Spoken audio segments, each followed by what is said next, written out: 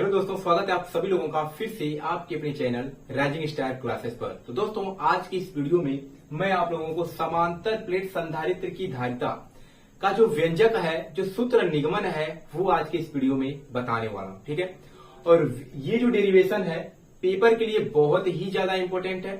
चाहे आपका main paper हो जाए, यानी मेन बोर्ड एग्जाम का पेपर हो जाए, चाहे हाफ ईयरली का पेपर हो जाए, चाहे त्रैमासिक परीक्षा हो जाए। ठीक है, कोई भी पेपर होता है उसमें ये डेरिवेशन पूछा ही जाता है। तो अगर आप भी अभी तक नहीं जान पाए हैं, सिद्ध करने आपको नहीं आता है, तो वीडियो को पूरा देखिएगा। लास्ट में आप ही कहेंगे कि सर हमें समझ में आ गया, अब अगर पेपर में आता है तो मैं आसानी से उसको सिद्ध कर सकता हूं। ठीक है, तो वीडियो को पूरा देखना है। तो समांतर प्लेट संधारित्र की धारिता, सबसे पहले हम इसका मतलब समझते हैं कि आखिर ये जो लिखा गया है इसका क्या मतलब है। तो समांतर प्लेट संधारित्र का मतलब है कि हमारे पास क्या होगा, दो प्लेट होगा। वो भी प्लेट का मतलब खाने वाला प्लेट नहीं, ऐसा प्लेट जिस पर आवेश हो। ठीक है, तो दो प्लेट होगा और दोनों क्या होगा, तो समांतर होगा, जैसा कि यहां पर आपको दिख रहा है। एक प्लेट यक्ष है और एक प्लेट वाई है, इसे ही क्या कहा गया है, समांतर प्लेट संधारित्र कहा गया है। प्लेट यक्ष पर धन आवेश है और प्लेट वाई पर ऋण आवेश है। ये क्या चीज है, तो प्लेट वाई को हमने क्या किया, पृथ्वी से संबंधित कर दिया है, यानी पृथ्वी से जोड़ दिया गया है। ठीक है, इसको क्या किया गया है, पृथ्वी से जोड़ दिया गया है। तो ये दो समांतर प्लेट क्या है, यक्ष तथा वाई है। प्लेट यक्ष पर धन आवेश है और प्लेट वाई पर ऋण आवेश है, और प्लेट वाई को पृथ्वी से संबंधित कर दिया जाता है अथवा जोड़ दिया जाता है। ठीक है, यहां तक समझ में आ गया होगा। इनके बीच की दूरी कितना है, तो मान लेते हैं इनके बीच की जो दूरी है वह कितना है, तो डी है। कितना है, स्मॉल डी है। ठीक है, इनके बीच की जो दूरी है वो स्मॉल डी है, और इनके माध्यम का परावैद्युतांक कितना है, तो कैपिटल के है। बस इतना ही आपको समझना था। अब जो कुछ मैंने यहाँ पर आपको बताया है, आप चाहते हैं तो आप उसको हिंदी में लिख सकते हैं।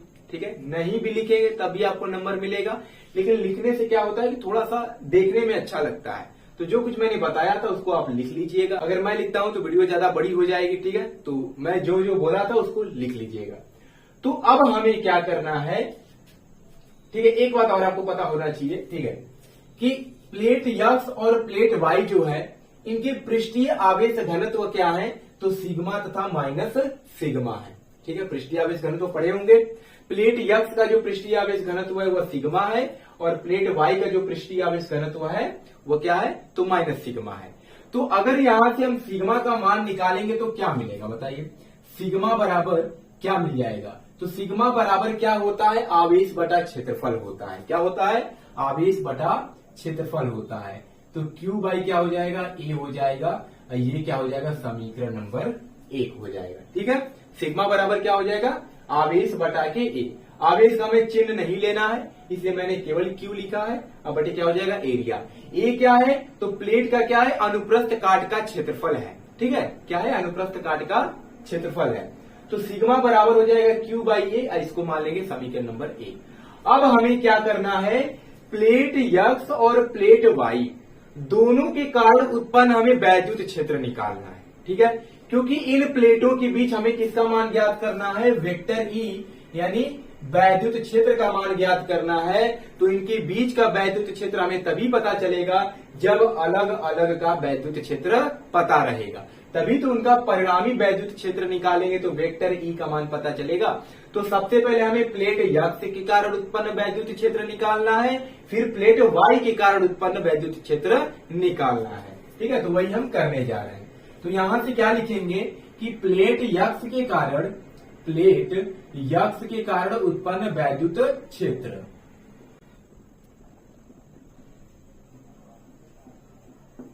ठीक है, तो क्या हो जाएगा, तो प्लेट यक्ष के कारण निकाल रहे हैं तो इसको मान लेते हैं वेक्टर E1। ठीक है, क्या हो जाएगा, वेक्टर E1। आप एक फार्मूला पढ़े होंगे, प्लेट के निकट जब भी हम क्या निकालते हैं, वैद्युत क्षेत्र निकालते हैं, तो वेक्टर E यानी कि E जो होता है, वैद्युत क्षेत्र जो होता है वह सिग्मा अपान 2 एप्सिलॉन नॉट के बराबर होता है। ठीक है, तो वेक्टर E1 बराबर क्या हो जाएगा, सिग्मा अपान 2 एप्सिलॉन नॉट। ठीक है, sigma upon 2 epsilon not into में K हो जाएगा, इसको मान लेते हैं समीकरण नंबर 2। ठीक है। के क्या है, तो के मैंने बताया था माध्यम का क्या है, तो परावैद्युतांक है। ठीक है। अगर निर्वात अथवा वायु रहता तो वहां पे के का मान कितना हो जाता है, तो 1 हो जाता है, लेकिन यहां पर माध्यम है इसलिए के को हम के रहने देंगे। तो E1 वेक्टर बराबर क्या हो जाएगा, सिग्मा अपान 2 एप्सिलॉन नॉट के, समीकरण नंबर 2 हो जाएगा। उसी प्रकार हमें क्या करना है, प्लेट Y के कारण भी उत्पन्न वैद्युत क्षेत्र निकालना है। तो लिखेंगे यहां पे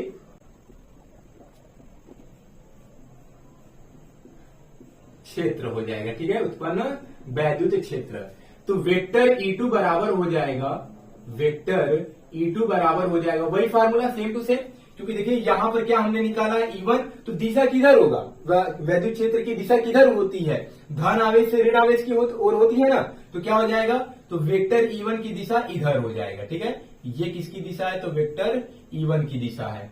वैसे हम क्या निकाल रहे हैं, तो Y के कारण उत्पन्न वैद्युत क्षेत्र, तो Y के कारण भी दिशा किधर होगा, धन आवेश से ऋण आवेश की तरफ। तो इसकी भी दिशा किधर होगा, तो इसका भी दिशा इधर ही होगा जिधर वेक्टर E1 की दिशा है। तो क्या हो जाएगा, यही मान इसका भी मिल जाएगा, sigma upon 2 epsilon not into में के, इसको मान लेंगे समीकरण नंबर 3 हो जाएगा। ठीक है, तो मान इतना मिला है और दिशा दोनों का किधर रहेगा, तो एक ही ओर रहेगा, क्योंकि वैद्युत क्षेत्र की दिशा की जो वैद्युत क्षेत्र की जो दिशा होती है वह धन आवेश से ऋण आवेश की ओर होती है। तो अब हमें क्या करना है, इनके बीच परिणामी वैद्युत क्षेत्र निकालना है, क्योंकि हमारा मेन क्या था मकसद, इनके बीच का वैद्युत क्षेत्र निकालना था। लेकिन बीच का निकालने से पहले हमें अलग अलग का मान पता होना चाहिए, तब जाकर के बीच का वैद्युत क्षेत्र निकलेगा। तो लिखेंगे यहां से कि क्या हो जाएगा, कि यक्ष तथा वाई प्लेटों के बीच, या डायरेक्ट लिख दीजिए, अतः परिणामी वैद्युत क्षेत्र, अतः परिणामी वैद्युत क्षेत्र। ठीक है, अतः परिणामी वैद्युत क्षेत्र कितना हो जाएगा, तो जो परिणामी वैद्युत क्षेत्र होता है वह दिशा के अनुसार हमें निकालना होता है। अगर दोनों की दिशा एक ओर है तो क्या करेंगे, दोनों को जोड़ देंगे। अगर दोनों की दिशा विपरीत दिशा में है तो क्या करेंगे, दोनों को घटा देंगे।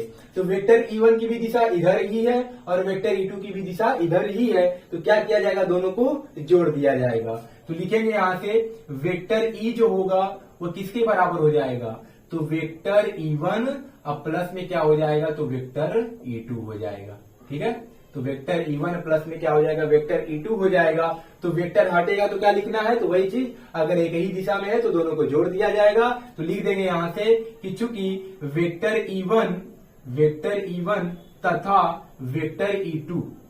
वेक्टर E2 दोनों एक ही दिशा में है, दोनों एक ही दिशा में है। ठीक है, दोनों एक ही दिशा में है।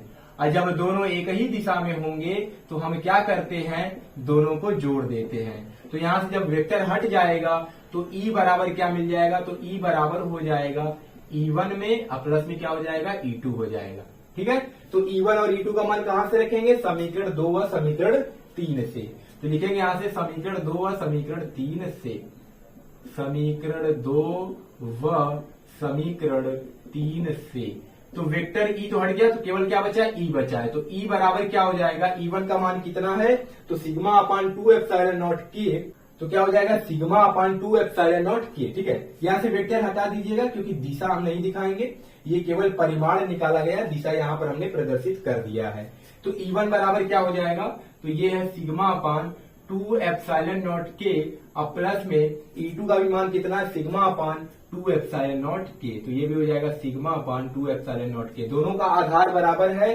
तो E बराबर हो जाएगा 2 सिग्मा अपान 2 एप्सिलॉन नॉट के, 2 से 2 कैंसिल हो जाएगा। तो E का जो मान है वो कितना मिल गया, तो सिग्मा अपान एप्सिलॉन नॉट के मिल गया। ठीक है, अब क्या करेंगे, सिग्मा का मान हम समीकरण 1 से रख देंगे। ठीक है, तो E बराबर क्या मिल जाएगा, सिग्मा का मान कितना है, Q बाई A है, तो क्या हो जाएगा, Q अब बटे हो जाएगा A एप्सिलॉन नॉट के हो जाएगा। ठीक है, तो ये हमें E का मान मिल गया, लेकिन हमें E का मान थोड़ी ज्ञात करना है, हमें तो धारिता ज्ञात करना है, यानी C का मान ज्ञात करना है। तो यहां से अभी हमें E का मान मिला है Q upon A epsilon not के। अब हम क्या करेंगे कि धारिता का मान ज्ञात करेंगे। तो हमें एक फार्मूला पता है धारिता का, C बराबर क्या होता है, Q बटा के V होता है। तो Q तो रख देंगे, लेकिन V का मान हमें नहीं पता है, तो सबसे पहले हमें किसका मान निकालना होगा, तो V का मान निकालना होगा। तो दो समांतर प्लेट संधारित्र के बीच जो विभवांतर होता है, ठीक है, V क्या है, विभवांतर है, जो विभवांतर होता है वह किसके बराबर होता है, तो वैद्युत क्षेत्र I2 में उनके बीच की दूरी के बराबर होता है। ठीक है, तो यहाँ पर क्या हो जाएगा, V बराबर हो जाएगा, ठीक है, क्योंकि हम जानते हैं कि V बराबर होता है E इंटू में D के बराबर होता है। तो यहां से हम क्या करेंगे, E का मान रख देंगे, तो V बराबर क्या मिल जाएगा, तो V बराबर हो जाएगा Q upon A epsilon not K, Q upon A epsilon not K into में क्या हो जाएगा, तो D हो जाएगा। और इसको हम मान लेते हैं कौन सा समीकरण, तो समीकरण 1 हो गया है, 2 हो गया है, 3 हो गया है, तो इसको मान लो समीकरण नंबर 4। ठीक है, अतः धारिता का फार्मूला क्या होता है, अतः धारिता C बराबर हम जानते हैं, धारिता C बराबर क्या होता है, तो C बराबर होता है Q बाई V होता है। ठीक है, तो V का मान समीकरण 4 से, तो C बराबर क्या हो जाएगा, Q बटे, अब V का मान कितना है, ठीक है, तो क्या रख देंगे यहाँ पे, Q बटे हो जाएगा Q upon A epsilon not K into में क्या हो जाएगा, तो D हो जाएगा। ठीक है, ये जो नीचे ऊपर चला जाएगा, क्योंकि बटे के नीचे अगर बटा रहेगा तो नीचे वाला ऊपर चला जाता है, तो C बराबर हो जाएगा Q इंटू में A एप्सिलॉन नॉट K, अब बटे कितना हो जाएगा, तो Q इंटू में D हो जाएगा। Q से Q कैंसिल हो जाएगा, तो C बराबर मिल जाएगा, ठीक है, क्या हो जाएगा, तो A epsilon not K into बटे में क्या हो जाएगा, तो D हो जाएगा। यही क्या होता है, तो समांतर प्लेट संधारित्र के बीच धारिता का सूत्र होता है, उसका व्यंजक होता है। ठीक है, तो बहुत ही ज्यादा इंपॉर्टेंट है ये डेरिवेशन, इतना ही आपको करना है, बस आपको नंबर दे दिया जाएगा।